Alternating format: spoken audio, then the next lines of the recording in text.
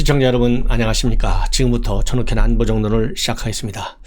이번 시간에는요 두 분 이야기를 여러분들께 전해드리면서 이 방송을 하겠습니다. 하나는 김영환 전 의원이고요, 하나는 윤여정 배우에 관해서 얘기를 하겠는데요, 두 분 다 우선 뭐 특색 있는 것이 상당히 정말 아주 평범한 우리 국민의 입장에서는 생각하기 어려운 그런 일들을 지금 하고 있어요. 그런 의미에서 이 두 분 얘기를 가지고 말씀을 드리겠습니다. 먼저 김영환 의원은요, 여러분들 뭐 요즘 이제 언론을 통해서 보도가 되고 있는데, 참고적으로 말씀을 드리면 한마디로 이제 김대중 대통령 때 발탁이 돼서 오늘에 이르고 있는 분이 바로 이 김영환 의원이에요.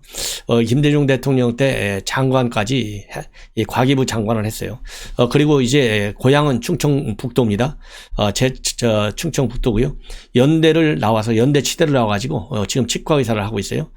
그런데 문제는 왜 민주화 유공자, 왜 오늘날 유명해졌느냐? 이 광주 사태 유공자로 이 유공자 증서를 받았는데, 유공자 증서를 최근에 반납했어요. 왜냐하면 서른 의원을 비롯해서 민주당 의원들 73명이 민주화 유공자 이런 사람들에 대해서 지나치게 특혜를 주는 법안을 만들으니까 거기에 반발했어요. 이렇게 갖고는 내가 유공자라고 하는 것이 창피하다. 그래서 그거를 부부간에 다 반납했어요.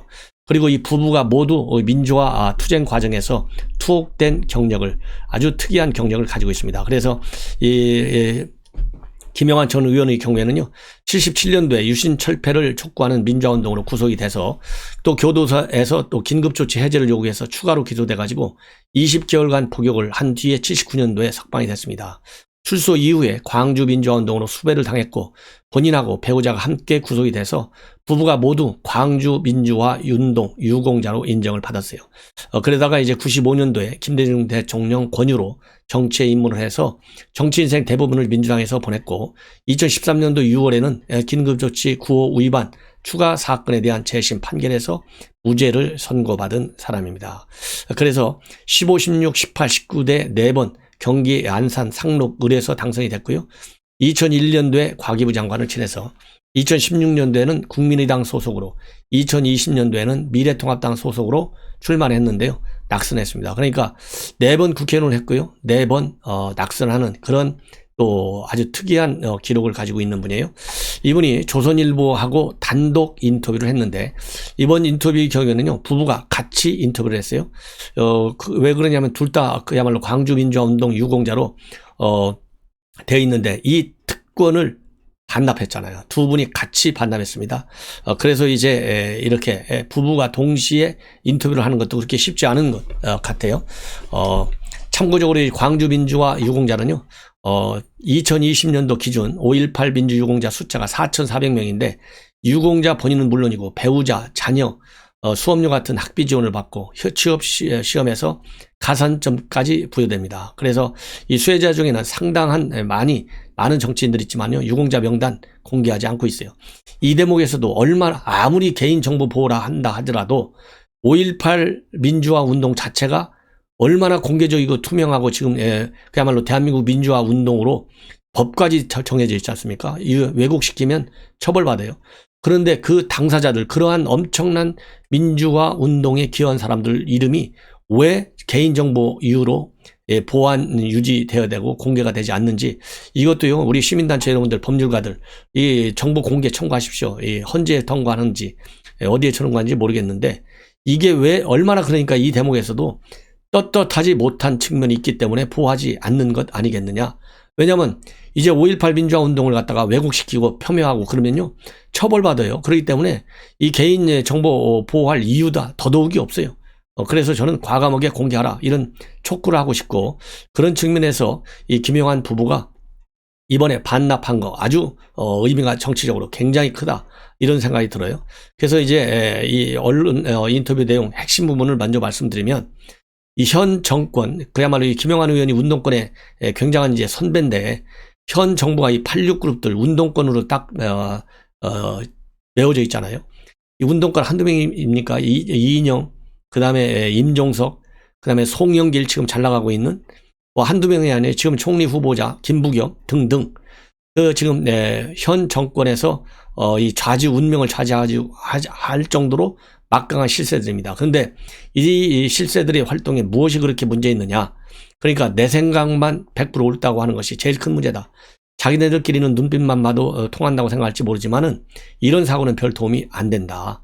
그리고 이 김영환 의원이 정치할 때도 시민단체, 여성단체 활동을 많이 했는데 생각이 전혀 진화하지 않고 시대에 뒤떨어져서 굉장히 지금 답답하고 그러다 보니까 이제 점점 팔을 빼고 있다. 그리고 또 학생운동에 성공을 해가지고 곧바로 명예와 권력을 잡으니까 자신들을 돌아볼 성찰의 기회가 없고 또 도덕적 우월감이 충만하니까 자기가 잘못됐다고 생각할 만한 그런 틈도 없다. 묻지마, 입 닥쳐, 너 뭐 했니? 늘 이런 식이고 자신들은 민주화 세력으로서 정통성이 있다고 자부할지 모르지만 이번 정부 들어서는 민주주의는 후퇴했다. 이런 것이 가장 큰 문제다. 그리고 현재 민주당에는 민주주의가 없다. 이렇게 이분들은 생각하고 있어요. 왜 그러냐면 민주당만 봐도 당내 민주주의가 없는데 김대중 노무현 전 대통령 사진도 당사에서 떼야 한다. 학교를 잘리고 감옥 갈 때의 각오라면 대통령에게 직언도 하고 국민을 향해 올바른 목소리도 내야 하는데 당권에 붙고 권력에 붙어서 침묵하고 동조한다. 그러니까 문자 폭탄이 활개치는 거다. 이런 태도는 비판받아야 한다. 그리고 시민단체도 노무현 정부 들어서 예산이 투하되면서 관변으로 변했다는 거예요. 월급을 예산으로 주니까 예산이 없으면 일을 못하잖아요. 그러니까 꼼짝 못하고 정권 비판도 못한다는 겁니다. 그래서 이 2018년도 경기지사 선거 때 보니까 이재명 예산을 다 받아먹고 살아가지고 여성 문제가 그렇게 심각한데도 제대로 말 한마디 못하더라. 그래서 세월이 흐르면서 순수성이 바뀌고 하는 것은 어쩔 수 없는 일인데 배신감을 크게 느꼈다. 이번 서울시장 선거에서도 여성단체들이 박원순 피해자에 대해서 침묵하거나 2차 가해를 방조했는데 말도 안 되는 소리다. 그리고 이렇게 민주화운동, 그야말로 이제 반납하고 이러니까 후배들로부터 고립되지 않느냐. 이런 문제에 관해서는 정치라는 게 시간이 지나면 별것 아닌 일이다. 그래서 지금 현재 단톡방에도 있는데 이 청주구도 나왔거든요. 청주구 연세대에 나왔는데 거기에 노영민, 변재일 이런 사람들이 다 있어서 정치 얘기는 가급적 안 하는데 자꾸 비판적인 게시물이 올라오더라. 그렇지만은 이런 사람들을 정치적으로는 이 사람이 갈라져 있겠지만은 인간적으로는 미워하지 않는다. 그리고 이 전은주 씨인데요. 이 부인 숙대에 나왔나 봐요. 숙대운동권 카톡방이 있는데 퇴장하면 왜 자꾸 나가냐고 불러 들어가 가지고 결국은 도망가지도 못하고 있고 굉장히 힘들고 괴롭다. 이런 입장을 지금 내놓고 있습니다. 그리고 이 민주화운동에 참여했다는 것 자체가 굉장히 긍지 있었고 명예스러웠는데 이렇게 광주 민주화운동 운동권에 대해서 특혜를 주는 이런 조치를 취하는 거 보고 이제는 긍지가 굉장히 훼손이 됐다. 지난 총선 때 처음으로 미래통합당 소송으로 이제 본인의 남편, 왜냐하면 야권이 전부 통합됐잖아요. 선거를 치르는데 젊은 선거운동원들이 와가지고 민주화운동 투옥 경력을 프로필에서 빼면 안 되냐 라면서 진지하게 얘기하더라. 이 문제 때문에 선거 캠프가 한버터면 쪼개질 뻔까지 했다. 지금까지는 민주화운동을 했다는 것이 자부심이 있었는데 그거를 갖다가 다 이제 현 운동권 86 실세들이 다 죽여놓은 거나 마찬가지다. 그래서 우리도 누가 묻기 전에는 어디 가서 얘기를 안 한다. 이렇게까지 비판을 하고 나섰습니다. 자, 그런데 이러한 이 비판과 관련해서 여러분도 잘 아시다시피 지금 여당이 이렇게 이제 광주 민주화 운동을 증을 반납하는 바람에요. 여당 70여 명이 만들어냈던 이 민주화 유공 특례법을 전격적으로 폐지시켰어요. 얼마나 큰 일을 했습니까? 그리고 최근에 들어서 이 김영환 의원은 이 가덕도 신공항 건립하려고 문재인 대통령이 현장까지 가서 가슴이 뛴다. 이런 얘기를 가지고 비판적 입장문을 내는 바 있고요. 대통령이 가슴은 뛰는지 모르지만은 본인은 가슴이 무너져 내린다. 이런 얘기를 했습니다. 그리고 이러한 가덕도 공항 그대로 추진해서는 절대 안 된다. 그래서 그 이유로서는 국토부가 낸 보고서를 인용을 하고 있어요. 접근성 면, 그 다음에 안정성, 환경성, 그 다음에 시공성, 운영성, 경제성, 사회적 비용, 소요 예산 이런 여러 가지 측면에서 볼 때 가덕도 공항은 이제 포기하라. 그리고 이 가덕도 공항 건설과 관련해서 왜 예타를 면제하느냐, 왜 이렇게 떳떳하지 못하느냐 이렇게 비판을 해온 분이 바로 김영환 의원입니다. 그래서 저도 두어 차례 보도를 해드린 바 있는데요. 앞으로도 이 김영환 의원과 관련한 이 인터뷰 종종 해서 이 대한민국 이 86 실세 그룹들, 운동권 그룹들이 이 대한민국을 이념 공화국으로 지금 만들고 있어요. 이러한 것을 이제는 적극적으로 차단, 봉쇄해야 되겠다. 그러는데 제가 제 방송을 통해서 여러분과 함께 같은 길을 걸어가겠다. 이런 말씀을 드리고 싶습니다. 자, 이제는요, 지금 이제 곧 잠시 후에 울산시장 선거 개입 사건에 관한 재판이 1년 4개월 만에 처음으로 열립니다. 이 재판과 관련해서 오늘 조선일보 사설이 아주 좋아요. 참 우연히도 말이죠. 제가 어제 이 울산 이 재판과 관련해서 논평을 해드린 바 있는데 오늘 조선일보 사설을 보면요, 제 논평하고 거의 99%가 우연히도 같습니다. 그래서 시청자 여러분들 저의 논평 하나만 보시면은 시각이 또 한쪽으로 확증 편향성이라고 하는 또 그런 것이 만들어질 수 있는 우려가 있어요. 그래서 참고적으로 이 울산시장 선거와 관련돼서 다시 한번 복귀해 보실 필요가 있지 않을까 싶어서 아주 논리가 적연합니다. 이 사설 여러분들께 읽어드리겠는데요. 16개월 만에 선거 공작 첫 공판이다. 덮고 감춰도 불법은 드러난다. 이렇게 되어 있어요. 이거 뭐 한 1분 30초 정도밖에 안 걸립니다. 한번 쭉 읽어드리겠습니다. 한자도 안 빼고 읽어드릴게요. 꼭 다 들어주시면 대단히 고맙겠습니다. 청와대 울산시장 선거 공작 사건에 대한 법원의 첫 정식 재판이 오늘 열린다. 이 사건을 검찰이 기소한 후 1년 4개월 만에 처음으로 유무죄를 가리는 공판을 하게 된 것이다. 법조계에서는 이런 식의 사법 처리 지원은 처음 본다고 한다.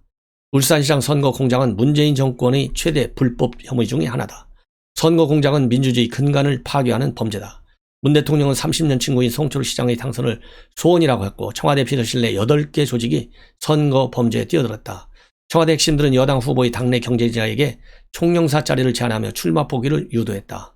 청와대 비서진은 한편에선 야당 후보 공약을 무산시키는 공작을 벌이며 여당 후보 공약에는 각종 특혜를 제공했다. 야당 후보가 공천장을 받던 날 경찰은 그의 사무실을 압수수색했다. 야당 후보 지지율이 급락하면서 대통령 친구는 당선됐다. 야당 후보 사무실을 덮친 경찰 책임자는 집권당 공천을 받고 금배지를 달았다. 대통령 친구 당선을 위해 정권이 총동원돼 불법을 저지르더니 이 불법을 덮는데도 정권 전체가 뛰었다. 검찰이 청와대 정무수석 민정비서관, 반부패비서관 출신과 울산시장 등 13명을 첫 기소한 것은 작년 1월 1일이다. 그러자 정권은 법무장관을 앞세워 수사검사들을 인사학살하고 수사를 지휘하는 검찰총장을 몰아내기 위해 지휘권, 징계 추진 같은 무리수를 서슴지 않았다. 법원도 불법 덮개에 가담했다. 김명수 대법원장은 우리법 연구회 출신 김미리 판사를 4년째 붙박이로 두고 이 사건 재판을 맡겼다. 대법원장 시켜준 정권에 대한 보은이다. 김 판사는 1년 3개월간 공판을 한 차례도 열지 않았다. 공판 날짜가 정해지자 김 판사는 돌연 휴직했고 대법원장이 허가했다. 새 판사가 왔지만 기록을 처음부터 읽어야 하기 때문에 재판은 또 늦어질 것이다. 정권이 울산시장 선거 공장을 덮고 감추려 버려온 일들은 범죄의 심각성을 역으로 보여준다. 정권은 임기 마지막 날까지 이 사건을 뭉개려 할 것이다. 그러나 어떤 권력도 영원히 불법을 덮을 수는 없다. 반드시 진실이 밝혀질 날이 오게 돼 있다. 그래서 진실이 올 때까지요, 제가 여러분들 이 울산시장 사건은요, 권력 실세와 관련된 재판 중에서 가장 중요한 재판 중에 하나다. 그리고 또 하나는 이제 월성 원전 사건이죠. 그리고 또 하나는 김학의 불법 출금 사건이 되겠습니다. 그래서 이러한 중대한 이 법치주의 근본으로 훼손하는 이 사건 여러분들께 수시로 보도해 드리도록 하겠습니다. 이제 마지막으로요, 윤여정 이 배우, 그야말로 사회적으로 지금 많은 신선한 충격을 두고 있어요. 여러 가지 측면에서. 그러다 보니까 지금 현재 언론에서도 이 많은 보도가 나오고 있고요.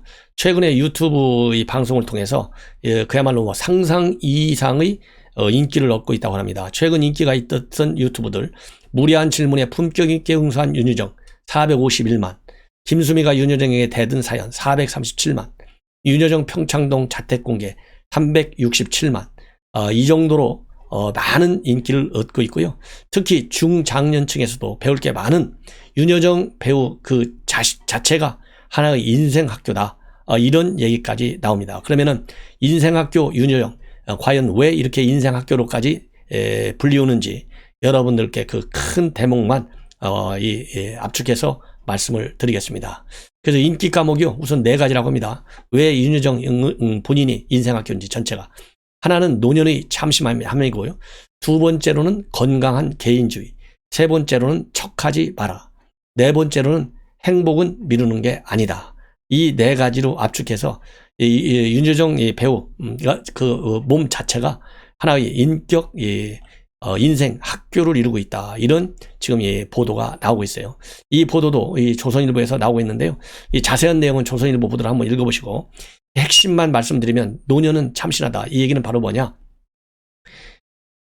노인이 이렇게 신선할 수가 있구나. 왜냐하면 연세가 70이 넘었잖아요. 그래서 청춘의 전유물이었던 맥주 광고까지 찍어볼 정도로 이 연령을 초월한 이 활동, 이것 자체가 얼마나 참신하냐 이겁니다. 그래서 이 개인 윤여정으로 존재하며 그 길에서 벗어나 있고 인생은 생각보다 길고 나도 저렇게 늙고 싶다. 이렇게 지금 우리 국민들이 평가하고 있다. 그래서 한국의 노인은 흔히 남녀도 모두 얼굴이 희미해지고 성격은 너그러지거나 고집스러워지는 여정이 있는데 이 개인 윤여정의 경우에는 그 길에서 벗어나 있다 이겁니다. 그래서 이 노년의 참신함이 하나의 이제 또 학교 배울 과목 중에 하나이고요. 그 다음에 건강한 개인주의는 뭐냐면 너답게 하라 이겁니다. 너답게. 누구 눈치도 보지 않고 의무감에서 자유로운 개인 윤여정이가 굉장히 그립다는 겁니다. 그래서 지금 어떤 평가가 하나 있냐면요.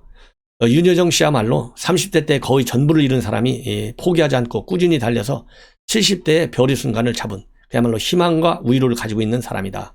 너답게 하라, 즉 be yourself.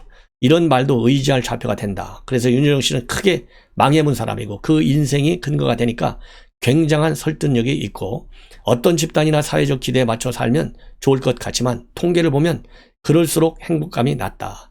눈치 보지 않고 의무감에서 자유로운 윤여정은 건강의 의미의 개인주의자다. 이렇게까지 지금 평가를 받고 있다고 합니다.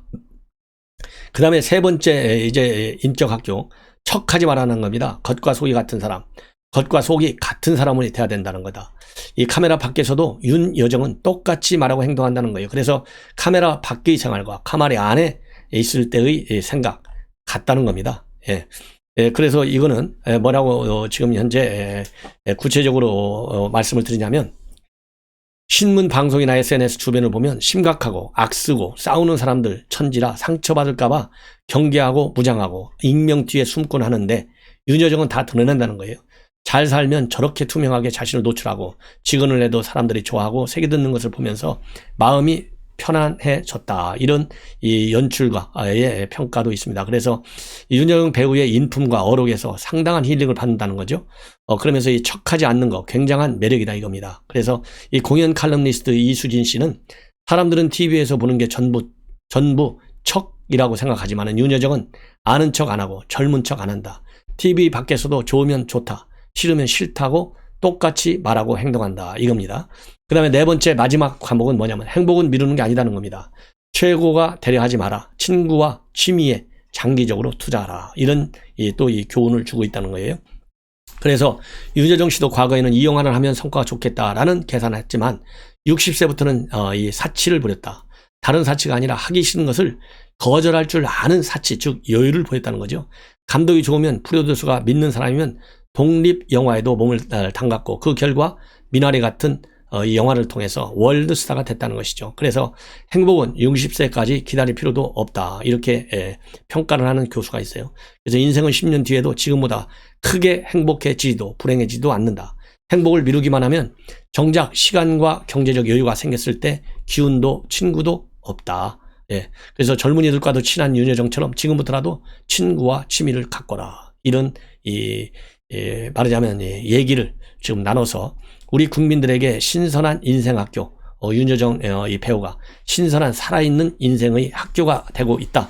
그래서 인기 과목 4개, 노년의 참심한, 건강한 개인주의, 척하지 마라, 행복은 미루지 마라. 이 4가지 윤여정 클리닉 인기 과목이라고 합니다. 그래서 우리 시청자 여러분들께서 제 방송도 들으셔서 아시겠지만 이제 조선일보 이 기사 한번 전량을 자세하게 한번 읽어보시는 것도 좋지 하지 않을까 하는 생각이 듭니다. 시청자 여러분, 이것으로 제 방송을 마치고요. 또 이어서 좋은 뉴스로 여러분들께 모시도록 하겠습니다. 대단히 고맙습니다.